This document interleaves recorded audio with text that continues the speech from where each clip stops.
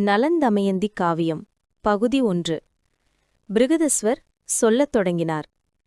வீரசேனனின் மகனான நலன் என்றொரு மன்னன் இருந்தான். அவன் மிகுந்த பலசாலி, அழகு நிறைந்தவன், குதிரை ஓட்டுவதில் தேர்ந்தவன், நினைத்ததை முடிக்கும் வல்லமை கொண்டவன். தேவர்களுக்கு இந்திரன் தலைவனாக இருப்பது போல மன்னர்களுக்குள் இவன் தலைசிறந்தவனாக திகழ்ந்தான். அவன் புகழில் சூரியனைப் போல ஒளிர்ந்தான். நிஷாத நாட்டின் ஆட்சியாளனாக விளங்கிய நலன் வேதம் அறிந்த அந்தணர்களின் நன்மையை விரும்பி ஆட்சி செய்தான். வீரத்தில் சிறந்தவன், உண்மையே பேசுபவன், ஆண் பெண் என அனைவருக்கும் அன்பு செலுத்தும் உன்னத குணம் கொண்டவன், ஆசைகளை அடக்கிய தன்னடக்கம் மிகுந்த ஆன்மா. அதே காலகட்டத்தில் விதர்ப்ப நாட்டில் பீமன் என்றொரு மன்னன் ஆண்டு வந்தார்.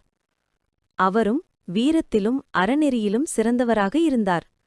ஆனால் அவருக்கு குழந்தை பேறு இல்லை. பிள்ளைச் செல்வம் வேண்டி அவர் தமனர் என்ற பிரம்மரிஷியை வரவேற்று தன் மனைவியுடன் சேர்ந்து மனதார அவரை திருப்தி செய்தார். மன்னரின் பக்தியில் மகிழ்ந்த தமனர் பீமனுக்கும் அவர் மனைவிக்கும் ஒரு மகளையும் 3 மகன்களையும் வரமாக அளித்தார். அந்த மகள்தான் தமயந்தி. அவள் பிறந்த நாள் முதல் பேரழகு, பிரகாசம், கருணை, நல்ல அதிர்ஷ்டம் என அனைத்திலும் உலகமே வியந்து போற்றும் அளவுக்கு வளர்ந்தாள். அவள் பருவ வயதை அடைந்தபோது நூற்றுக்கணக்கான பணிப்பெண்கள் அவளுக்கு சேவை செய்ய காத்திருந்தனர். தமயந்தி ஆபரணங்களால் அலங்கரிக்கப்பட்டு நின்றால் அது மேகங்களுக்கு நடுவே மின்னும் மின்னலைப் போல பிரகாசமாக இருக்கும்.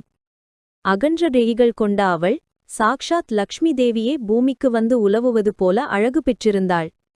தேவர்கள், யக்ஷர்கள், மனிதர்கள் யாராலும் அவளுக்கு இணையான ஓர் அழகை அதற்கு முன் கண்டதில்லை.